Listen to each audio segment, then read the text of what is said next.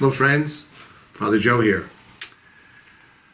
Hope you're doing well, and as we know, the pandemic continues, at least to some degree, and we're all hoping and praying that getting back to that sense of normalcy will happen soon, but I guess we have to be a little patient. But we're getting there, I think. And as you're hearing on the news, and I would sort of reiterate what they're saying on the news, please consider being vaccinated if you're not. And now the big thing is, besides being vaccinated, don't forget to get a booster. The third shot for those who got two, and the second one if you got one originally. But the parish life goes on. There's lots going on. But when it comes to the pandemic and how it affects our lives here in the parish, let me just share a few things. First of all, we continue to live stream the 10:30 Mass on Sundays. If you can't be present for whatever reasons, we really encourage you and your family and your children to be part of the Mass with us at 10:30. You go to the website of the parish, stmaryscrescent.com. That's St. Mary's Crescent. Web page comes on, you scroll down just a little bit, it says Watch Mass Live, and you click on it, and you'll be able to watch the 10:30 Mass. Now, you say, hey, we're out of town, we missed it, whatever it is, it's archived. So let's say it's 12 o'clock, it's 2 o'clock in the afternoon on a Sunday, and you say, we need to be part of this prayer, this Mass, being part of the parish. So you do the same thing, you go to the website, scroll down to archived. We can watch what was videoed previously, even that day. And the top one of a series that you'll see is always the most current one. And at 2 o'clock, 12 noon, it would be the one for that Sunday. I think it's important that we do pray together, even though maybe we don't see each other. You see me, you see the music, you can be part of the prayer, of the liturgy, and we can't see you, but we know you're there because they give us a count on the videos. And we have to stay collected. It's really the point. When we come to Mass now, right now, there's no holy water in the fount. We hope to be starting that again at the end of Lent, Holy Week, when we do the Holy Saturday, the Easter Vigil, when we bless the water for baptisms and the like. So that'll be coming, but till then we have to be patient. We don't bring up the gifts yet. Again, when that'll return, not soon, but we're hoping that maybe the end of Lent or so. Have to be flexible with all this pandemic stuff. Communion from the chalice.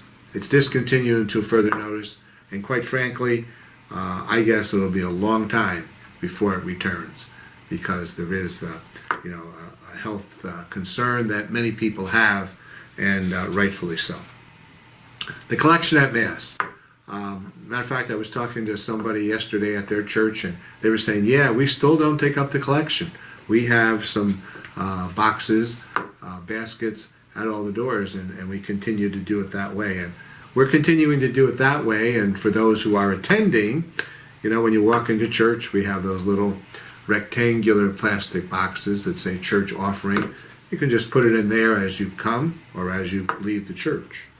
For those of us who maybe use electronic giving, please continue to use it. And for those who use envelopes or say, hey, I got to support my church, they send it in the mail, that's fine too. Like yourself, our bills continue.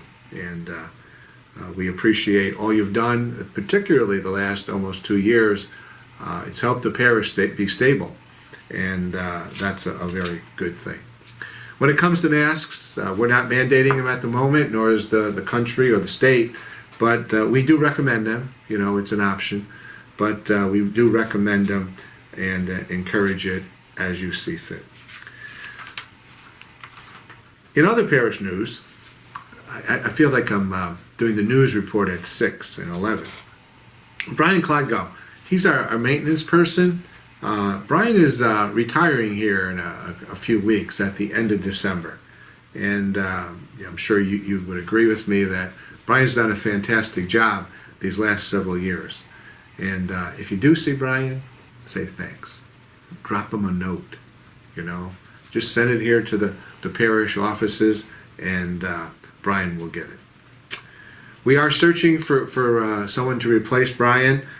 We hope that in the next week or two we can have somebody that we could transition into that job pretty soon. And so we're working on it. If I don't know what's going to happen between doing this video and you seeing it or us interviewing people. But if there's somebody here in the next couple of days, you can call Stephanie. Stephanie takes care of everything. Stephanie at the office, huh? And just in general, we talk about Brian, but the staff does a great job. I think you all know that. But maybe sometimes it's good to say, hey, you're doing a good job, but a little note, a little something like that doesn't hurt either. Now, that there was a big announcement here about 2 weeks ago. I'm retiring, and the question is, Father, who's taking your place? Well, nobody can take my place. Just kidding. We're all replaceable. But we have a new direction in the parish, something that's not new to the parish. As a matter of fact, the first lay parish leader of a parish was 1985 under Bishop Hubbard. Now, we haven't seen a lot of lay leaders in the parishes over the last 40 years, but they do exist. They're in different parishes, and we're starting to see more of that, particularly because there are fewer and fewer priests. And so as of the first of the year, matter of fact, effective at midnight, December 31st, 2021, I'm no longer the pastor. I'm priest though, Somebody said, oh, you're not going to be a priest anymore? No. Once a priest, always a priest. And I will no longer be pastor. And Stephanie then, it'll be this big magical poof. She will automatically become the parish life coordinator. And what does that mean? Well, it means she's organizing, and so to speak, she's leading the parish. She's the parish leader. And really, in some ways, we're hoping the transition is seamless in the sense that whatever the parish has been doing or whatever needs the parish or parishioners have, it continues in the same way. Yes, I know I won't be here, but if you need a priest, you call the office as you have in the past, and we will, make the connections. So you want to have your child baptized, you want to get married, there's concerns about someone who maybe needs to be anointed, whatever the needs are, not only for the parish, but for that priestly ministries, just call the office. We will take care of it. We will take care of it. Or Stephanie and the staff will take care of it. Okay. As to what a parish coordinator, a parish life coordinator is, for details on that, I'm not going to go through it, but we have information in the bulletin, and you can go to the website, our website, and click bulletins, and you could read it there. We may even put something on the website, but there's information out there, and also you'll be getting a newsletter, probably about the 15th of the month of December, and there'll also be information about that. And that newsletter goes out to all of you who are registered parishioners, and so be attentive to that. As for the pastor, like I said, I don't like the word retiring. It's not, my job is not like other people's jobs where, okay, I'm the vice president of some company and I retire and I do go to Florida and I live in my mansion and I have my yacht and everything and I just have mimosas all day. No. Yes, I might play golf. Yes, I might go to the 19th hole on occasion. But I'm still a priest, and I'll be helping with masses whether it be where there's a need. And as you know, as I said, we have parishes that struggle sometimes to get a priest to cover if the priest is sick, or the priest goes on vacation, or there's no one in the parish. There's a transition from one priest to another. So myself, and like Father David, we will be sacramental ministers to where the diocese may request, if we're able, if we want to. But most of the time we say yes. I would like, again, I've said this a few times, but it's worth repeating, to express my thanks. I've met a lot of people over 47 years of being an ordained minister. And, you meet a lot of good people in this journey. And I really appreciate the people I've met, and particularly here the last 11 years.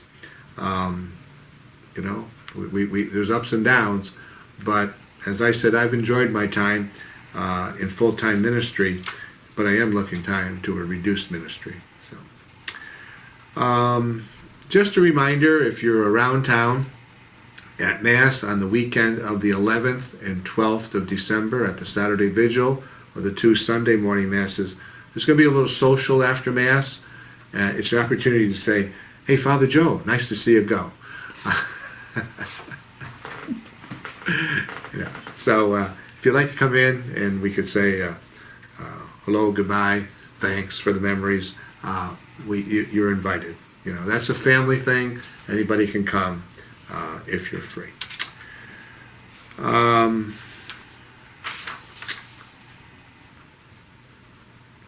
Some more current things that are going on in the parish is we have what we call now the Diocesan Appeal, formerly called, I still call it, the Bishop's Appeal. And the reason I call it Bishop's Appeal is that you and I know it as the Bishop's Appeal. And you and I know that this was an annual raising of funds to assist the diocese in its ministry and outreach to the people of the diocese, the people of the parish, in any number of ways. And we've changed the name of the diocese, and that's okay, but it's the same animal, so to speak. It's still helping people, helping the diocese, the people of the diocese in our parishes. So you did receive something maybe about 6 weeks ago, maybe from the diocese, but certainly from the parish, about the Bishop's Appeal, the Diocesan Appeal. And we're asking you, if at all possible, to make a donation to that, as you did in years past for the Bishop's Appeal. There was an envelope with each one. Now, you only got to give to one of them, okay? They're the same thing. But we decided as a parish to make sure everybody in the parish was given an opportunity to help. And the more that help, the better, in a sense. And so there is that envelope. If there's any questions, you just call the office and we will clarify that. But if you can do something now in the next month or so, fine. If you got to wait till the new year, that's fine too. When you think about the Bishop's Appeal, the Diocesan Appeal, as to what should I give, I've said this for 11 years here. Whatever you can give, fine. Many people have given a certain amount over the years. And I ask people, if at all possible, could you minimally give that? And if you can give a little more, that's fine too. But really, if all of us can just do something, you might say, hey, my $100, my $200, what does it mean? It means a lot, and it adds up to be a lot. I would also say that every parish has what's called an assessment that we're obligated to. Ours is about $96,000 to almost $100,000. And we've made it in the past, and I'm sure that we will in the future. So keep that in mind. Again, I know it's Christmas time. If you say, hey, I'll do something here in a couple of months, fine. And we might even send a reminder out to you. But please do that. And if there's one reason to give, I know there's probably 100 reasons why to give to the Bishop's Appeal, think Catholic Charities. During the pandemic, we saw something that was going on before the pandemic. Catholic Charity was out there every week in some part of the diocese, giving out food, baskets of food, boxes of food, to people that really were in need. And this is something that's been going on for forever, so to speak. And they did a great job. I wish I had the numbers, but there was an article, a little blurb, if you will, like an announcement ad in the Evangelist about 2 months ago that gave some quotes or numbers about what they did. And they do a wonderful job. So if there's one reason to give your $100 or $200 or more, think of that. The parish has traditions, and one of those traditions is what's called the annual giving tree. And because of the pandemic here the last 18 months or so, we changed it last year when nobody really was at church. And now that we're sort of coming back, there's still some people absent for good reason.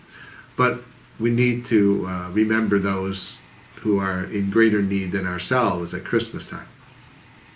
So last year and this year also, we're asking people to consider giving a gift card of maybe $20 or $25 to either one of four places, from either one of four places. Hannaford, Price Chopper, Target, or Walmart. And we will then divvy those up, so to speak, to the 7 or 8 agencies that we've been assisting. The parish has been assisting at Christmas time for I don't know how long, much even before I came. And so we've done that. And last year they were thrilled, and the response by the parish was excellent, that we were able to help them in this way. And in some ways it made it easier for them, because sometimes we get gifts and that was fine, but sometimes they can get something that's more suited, or maybe they need more of one item than another item, so that they have a better feel of what the real need is, and this helps them immensely. So if we could bring those cards to the parish no later than the 11th or 12th weekend of December. So that's about a week from now, because on the 13th they're bringing it to the agencies. So drop it in the box that's near the baptismal fount, behind the baptismal fount. Drop it in the mail, or just leave it at the office at other times. Christmas, Christmas, Christmas, Christmas. Please plan ahead for Christmas and Christmas Masses.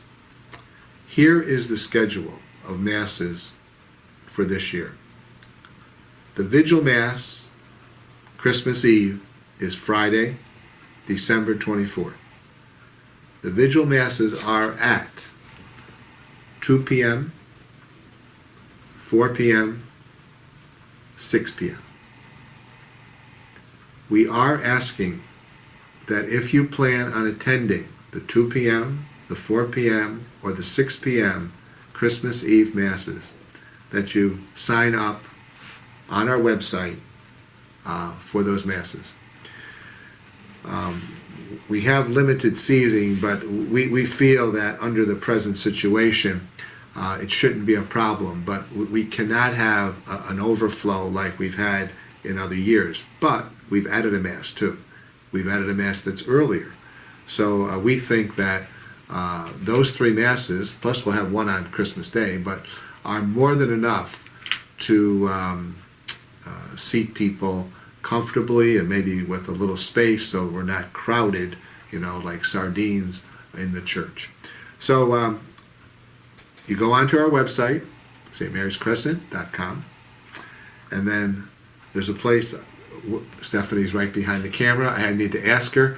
So what do we do now? We go to Everbright. It's on the home page. On the home page. Scroll down to the news and announcements Scroll section, down to news and announcements section. and you'll see it say Christmas Eve Mass sign up. And then you'll see it says Christmas Eve sign up. Okay? So that sounds rather easy. But if you have a problem, call Stephanie. But when you scroll down, and then you pick a Mass, and then you pick the number of people that are coming. Okay? You probably got to type in your name. And that's so we have an idea.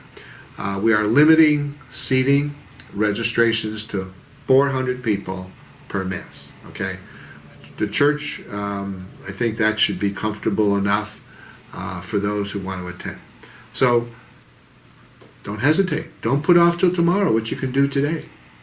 You know, if you know you're going to a certain Mass, or you're going to know in a couple of days, you talk to your family who's visiting or whatever, say, okay, we're going to make a reservation for the 2 o'clock, the 4 o'clock, or the 6 o'clock Mass on Christmas Eve. Go to the website, scroll down a little bit, register for Christmas Eve Mass, you're set. Christmas Day, there is one Mass. It's at 10:30. You do not have to sign up for that one because our experience in the past, even when we have tons of people Christmas Eve, we never had tons of people for Christmas Day. If we had 200, that would be about it. So we obviously could have 400 and it wouldn't be a big deal. But Christmas Eve, please sign up. Please sign up. I put in the bulletin, please note, and then I put in parentheses under it, really, please note, please sign up for Christmas Eve. Okay. Well, I think that seems to be it for today. I'm sure there's much more, and you know, we can't say it all. But we're getting toward the end of the year. We're in the new liturgical year, but the new year ahead is 2022. And so, you know, there'll be some changes in the parish, and we'll all get through it. And, you know, 6 months, a year from now, we won't even remember because things will be so smooth and going well. So please continue to stay safe, stay healthy. Again, get vaccinated and or boosted, and see you in church, or at least you'll see me in church if you watch us live streaming. God bless.